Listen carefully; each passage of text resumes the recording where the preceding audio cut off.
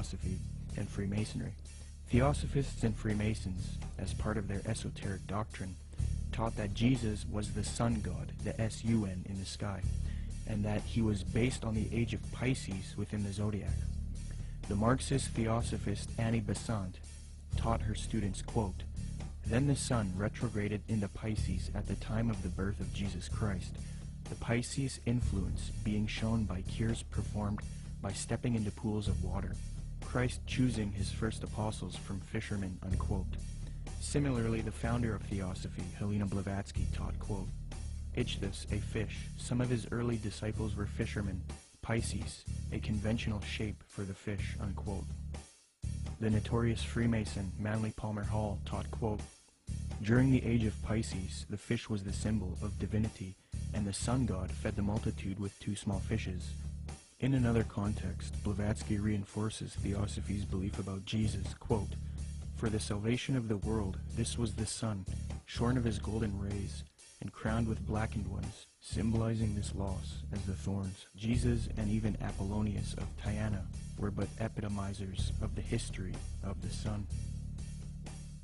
These doctrines are very sacred to Theosophists and Freemasons. The first section of the first film, Zeitgeist, externalizes these same Theosophic and Freemasonic beliefs, fringe views that historians and scholars dismiss. Zeitgeist repeats, quote, "Jesus is the Son of God. Now Jesus is the figure who ushers in the age following Aries, the age of Pisces," unquote.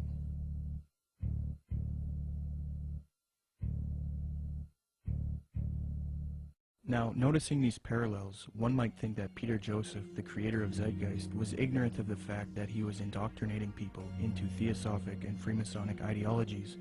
However, Zeitgeist is not only spreading these doctrines of Theosophy and Freemasonry, but Zeitgeist also associates itself with prominent Theosophists, Freemasons, New Agers, and occultists in their own transcript for the film, leaving little debate as to the connection it has to these groups. Zeitgeist listed all of its sources for the film in its online transcript, and among the names of people appealed to are Helena Blavatsky, the founder of Theosophy, the Freemason Albert Churchward, New Ager Acharya S., New Ager occultist and theosophical apologist Jordan Maxwell, the Druid Gerald Massey, Edward Carpenter, the socialist and acquaintance of Theosophist, Freemason, and Marxist Annie Besant, the Freemason Manly P. Hall, and the Druid Godfrey Higgins, who is associated with Helena Blavatsky. The fact that Zeitgeist chooses to associate itself with these prominent Freemasons, Theosophists, New Agers, and occultists shows us why the truth movement should avoid them. It is a well-known fact that these same esoteric organizations have openly stated that they wish to indoctrinate the public with their esoteric religious ideas and externalize their views to humanity, eventually resulting in a new world order for the age of Aquarius, which they all await with anticipation. Let me qualify this. As Theosophy grew, it produced another prominent woman named Alice Bailey, born June 6, 1880. She is one of the most influential Theosophists, and it was her who was responsible for convincing New Agers that humanity needs to make a one-world government and one-world religion for the age of Aquarius.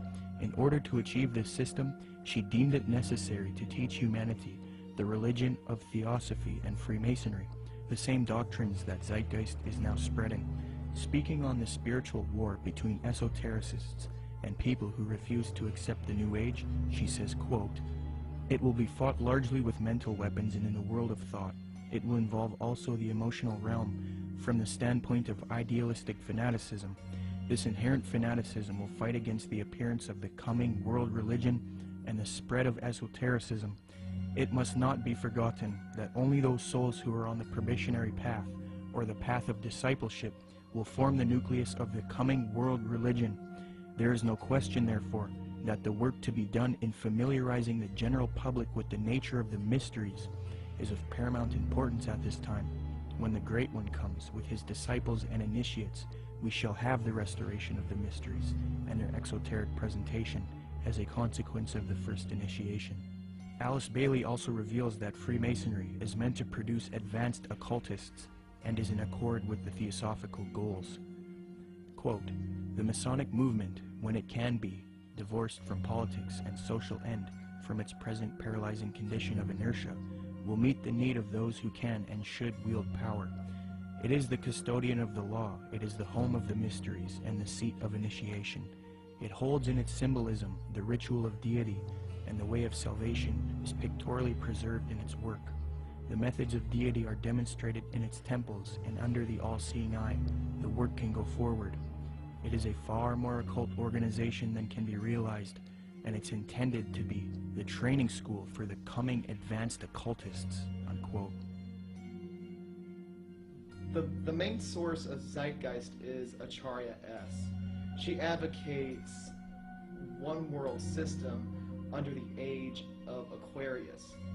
This is very interesting, as the main source that this traces back to is Alice Bailey.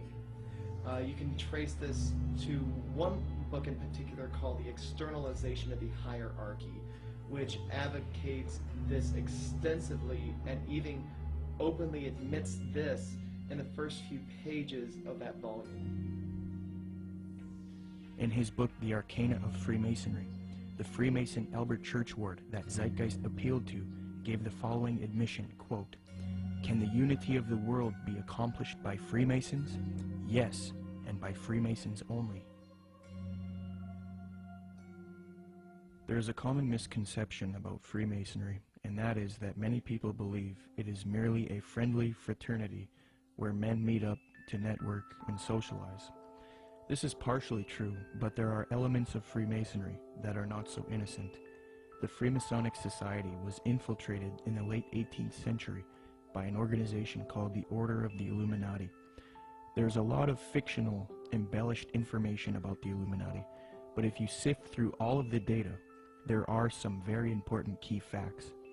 All historians will grant that the Illuminati certainly existed in Bavaria, Germany, and that it was founded in 1776 by a man named Adam Weishaupt. This organization was a type of revolutionary organization that sought political and societal reform. The order grew and became very popular. It was then outlawed by the patriotic ruler of Bavaria, Duke Karl Theodor. He issued 3 edicts against the Illuminati, the third being in 1787. Illuminati writings were discovered after raids of castles and arrests of members. These writings were then translated from Old High German by 2 men contemporary with the Illuminati, Abe Barrel and John Robison. The writings were published in their works Proofs of a Conspiracy and Memoirs Illustrating the History of Jacobinism. The writings revealed that the Illuminati wanted a one-world system ruled by them, the overthrow of religion, and the infiltration of Freemasonry to achieve this, so that they could operate under another name and occupation. The founder of this order, Adam Weishaupt, stated, quote, "Do you realize sufficiently what it means to rule in a secret society, not only over lesser or more important of the populace, but over the best of men, over men of all ranks, nations, and religions, to rule without external force, to unite them indissolubly, to breathe one spirit and soul into them, men distributed over all parts of the world."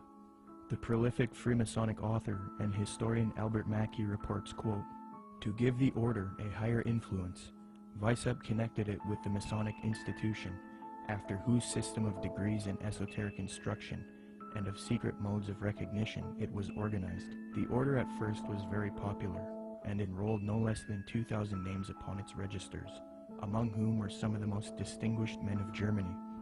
It extended rapidly into other countries, and its lodges were to be found in France, Belgium, Holland, Denmark, Sweden, Poland, Hungary, and Italy.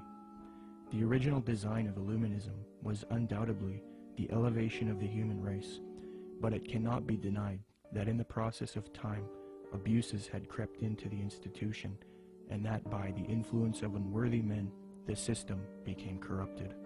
So fused with Freemasonry in the 18th century was the doctrine of elitism and globalization, the overthrow of religion, namely Christianity. The question is, did the Illuminati cease to exist after it was outlawed in Bavaria, or did it live on? According to historians like Mackey and others, the Illuminati infiltrated Masonic lodges all over Europe before it was persecuted by the Bavarian government. So with that in mind, how could the Bavarian government stop this order if it was already all over Europe?